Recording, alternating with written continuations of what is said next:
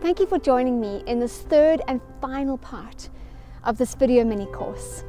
In this session, we'll be looking at the next 3 keys to effectively managing your MS.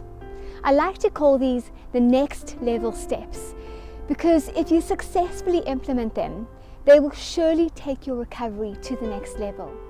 All these keys have been my lifeline to healing, and I wouldn't be where I am today without just one of them. They fit together perfectly and create a synergy that brings about lasting health and well-being. It's really important to view this strategy holistically and not just to look at one element in isolation. MS is an illness that affects the body and the mind. So obviously what is going on in the body will have an impact on the mind and vice versa. In part 1, we looked at the 3 foundational steps to wellness. Firstly, making that all-important decision to get going, making the start of your journey to recovery. Secondly, getting to grips with what to eat and what not to eat. And it can take a while to get your head around this and a few weeks to really get into the pattern of avoiding certain foods. It's hard to say goodbye to your favorites, but fully worth it. Number 3 was simple planning to set yourself up for success. Being unprepared for a week of eating, especially at the start, is a recipe for disaster. We can now start to build on this foundation and have a look at 3 more equally important factors to staying well with MS. As I said, these factors will take your recovery to the next level and greatly enhance your quality of life. I really want you to understand that by following these 6 steps, you are taking control of your MS and gaining the hope that you can live a health-filled and meaningful life. Step 4 is dealing effectively with stress. I want to start by asking you a question. Does stress make MS worse? The research that I've done and my own personal experience has led me to believe that there is a remarkably high correlation between stress and MS progression. I started feeling my first MS symptoms after a very stressful period in my life. My dad had just passed away from brain cancer. I had a very busy and demanding teaching job. I was also counselling and trying to finish up a study degree. So there was stress from all sides. Many other women have told me that they experienced their first relapse whilst going through a stressful situation like a divorce, a miscarriage, or moving countries. I'm sure that you also have a story that you could share about how stress has caused a worsening in your symptoms. In my opinion, managing stress effectively is as important as eating healthily. Now let's try and define this complicated construct.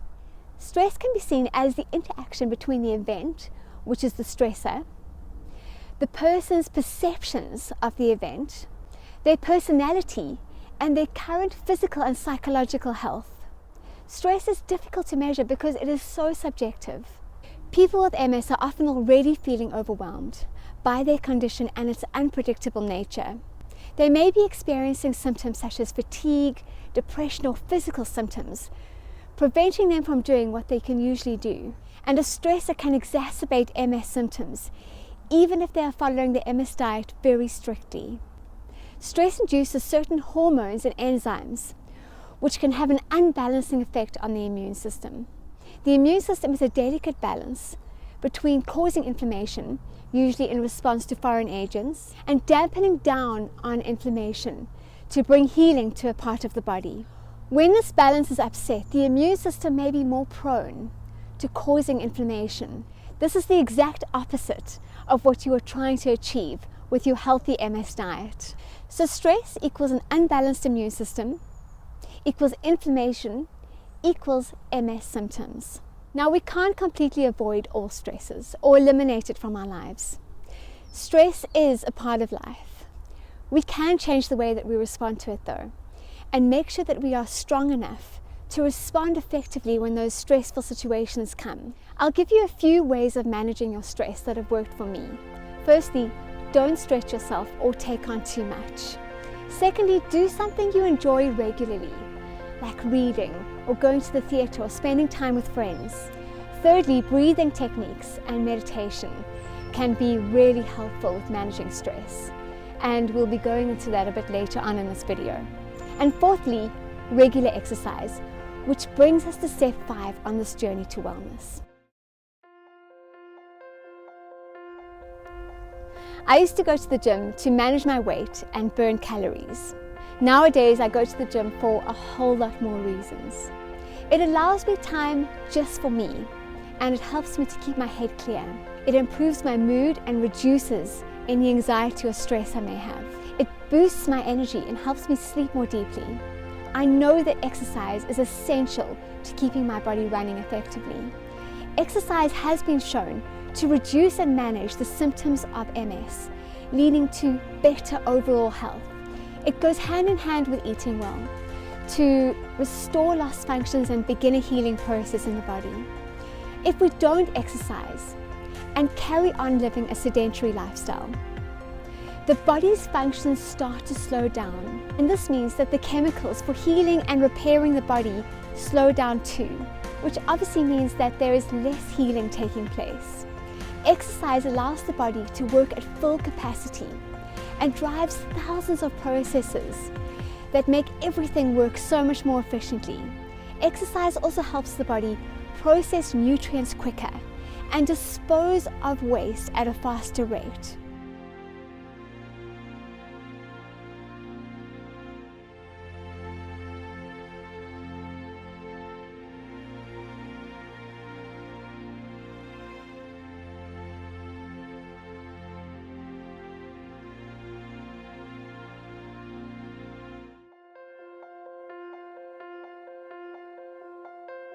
Now, there are so many benefits of exercise for people with MS.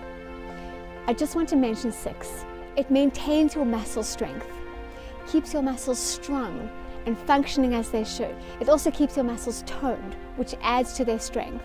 It improves mobility. It keeps your nervous system healthy and improves impulse speed.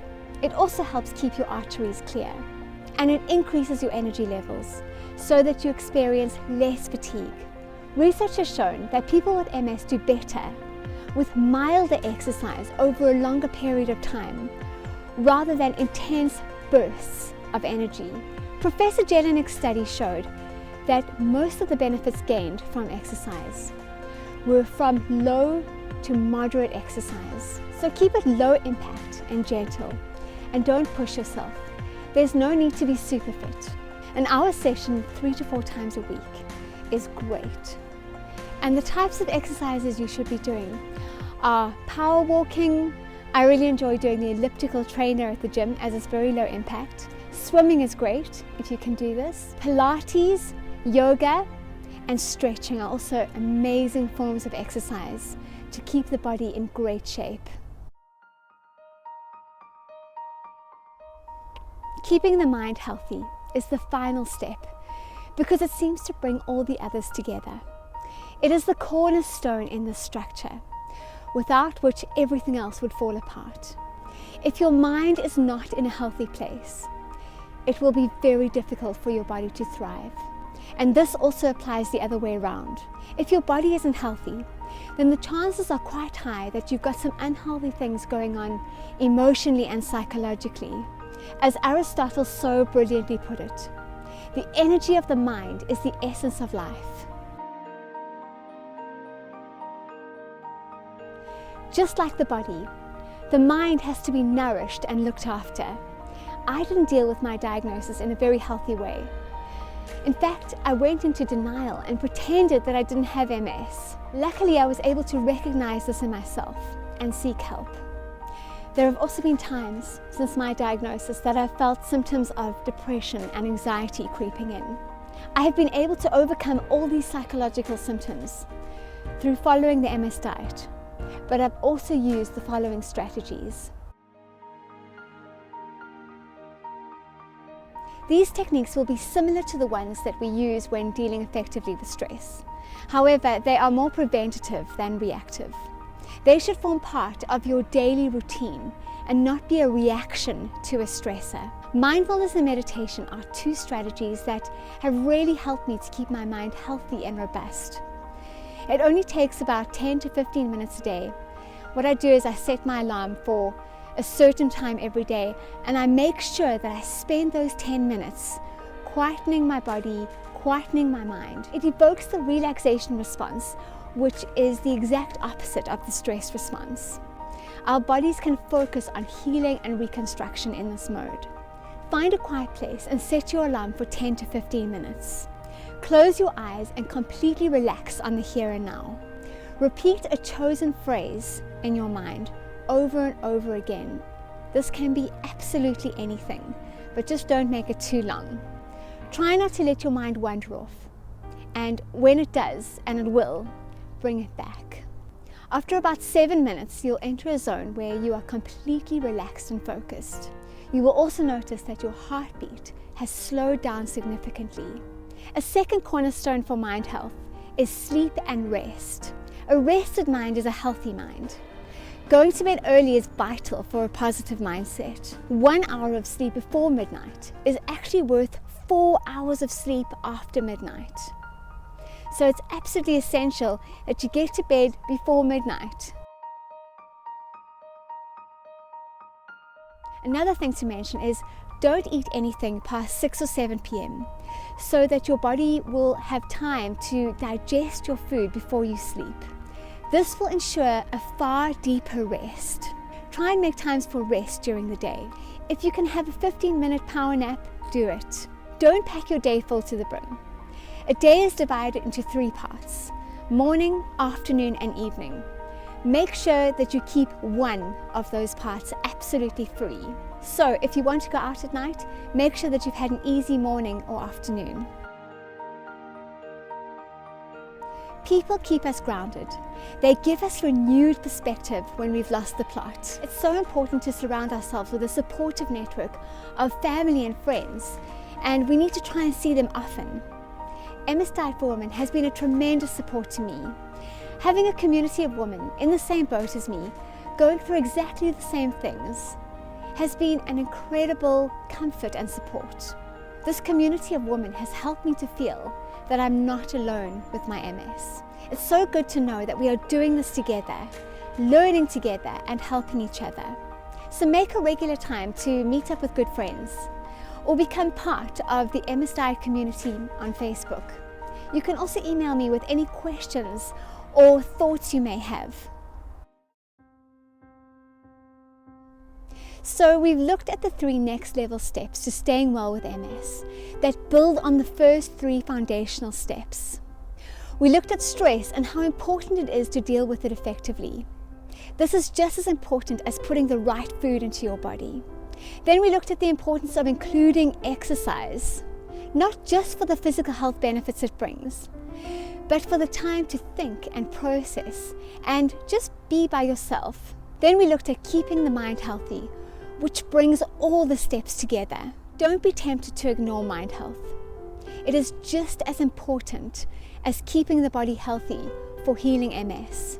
This mini course for staying well with your MS has come to an end, but stay tuned for one last surprise. I want to conclude this course with a letter that I recently received, which gave me great hope. This is an inspirational letter from a lady with MS who has seen a remarkable change in her condition since starting this lifestyle. So happy to tell you that this month will be 4 years since my attack. I have been religious with the diet and have had no relapses or new symptoms. I regained everything that I lost, except, like you, some stiffness in my hand, but I rarely notice it. I feel so much better than before the attack and love this healthy way of living. To others recently diagnosed with MS, I can't stress enough how important diet is. Diet, exercise, and a positive mindset are key to keeping MS at bay. It's time to start writing your own story about your road to recovery. It can start at any time, any place. Remember that you are in control of your MS.